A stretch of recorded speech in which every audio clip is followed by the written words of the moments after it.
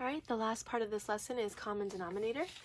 This is going to launch you into the next chapter because we use this a lot. So the model idea of it is we want to talk about being able to have equal-sized pieces. So let's pretend these are cakes now, like large cakes.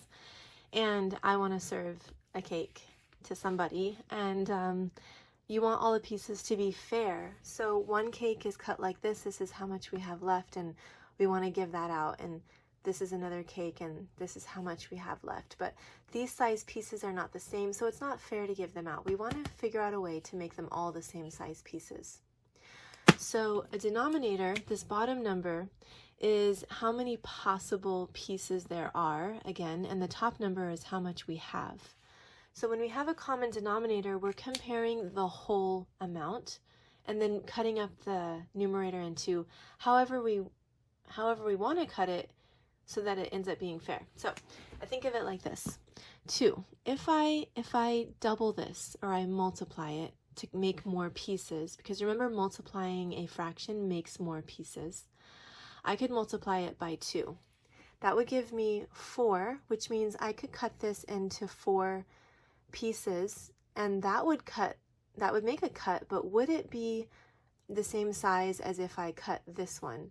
So can I make this 3 into 4 equal pieces? And there's no way to do that. I can't. So then I think, okay, what's another way I can cut this? What's the next jump? Well, I can multiply by 3. If I multiplied by 3, that means I'm adding more cuts. That would give me a denominator of 6. So I could divide this into 6 possible pieces. And then I say to myself, can I make 3 jump to 6 evenly? Can this be broken up into 6 even pieces? So we're going to use it. We're going to try it. So if I made cuts and I multiplied by 3, so now I have 3 here, and multiplied by 3 here. Now I have 6 possible pieces, but the shaded part didn't change, the value didn't change, I just changed the shape and size, well, the size of the piece. And here, how do I get from 3 to 6? I multiply it by 2, so I'm going to cut each one of these in half. And now, when you look at the two models, they have the same sized pieces, so it's fair to compare them now. When you do this with math without having a model, you say to yourself, well, I have a half over here, and I have 2/3 over here. How do I get it so that they both have the same denominator? Because that's really what we want, is the same number of pieces on the bottom to be able to compare them. So now how many pieces are on the bottom? There's 6 and 6. Okay, now that's good. Now looking at the model, we can easily see, well, how many are shaded in. Up here, now we have 3 that are shaded in, and over here we have 4. So here's how you would do the work by looking at the model. Then you think of it with math. What's going on to get from 2 to 6? Well, I multiplied by 3. That means I cut, when I was only talking about this part of it, I cut it into 3 different pieces. I multiplied it. That means that I did the same thing to the numerator, because remember, math is fair. And if you do something to the denominator, you've also done it to the numerator, because look at that piece now. It's not 1 anymore. Now it's been cut into 3 pieces. So now I haven't changed the value, I've just renamed it so that I can compare it better. If I come over here and I say, how did I get from 3 to 6? I multiplied it by 2. I had, for example, that section, and I cut it in half, and I cut it in half, and I cut it in half. I multiplied it by 2, which means I did the same thing to the top. 2 times 2 is 4, 3 times 2 is 6.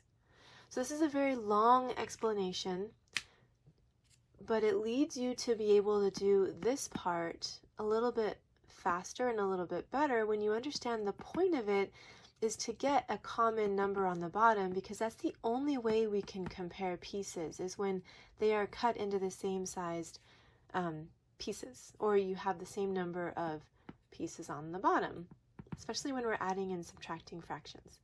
So let me give you a couple of examples. Let's do 1/4 and 5/6, and I'll just leave some extra space because we'll just do the work right here. And the point is, we want a common denominator. There are 3 steps. Number 1 is list the multiples. The multiples tells us what is common between these 2 denominators. So I'll just do it down here. 4, 8, 12, 16, and I can keep going, but in my head, I'm going to start doing this a lot more in my head as I go on, because you can really quickly come to a common denominator. Well, I'll come back to that. For 6, 12, 18. Oh, look, I already came to my common denominator. So here's a 12, and that's my new common denominator. Sometimes you will think, oh, I can just multiply 4 and 6 and get 24, and that's true. That is a common denominator, but let's get in the habit of finding the least common denominator, because that will be something that you use often in the future. So listing out the facts in your head or on paper is a great way to do it. Then I write my equivalent fraction with my new common denominator.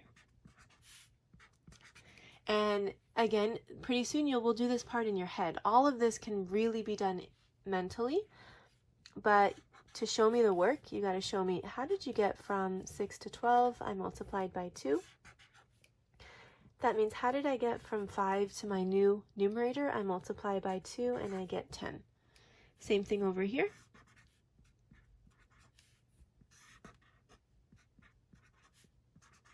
Okay.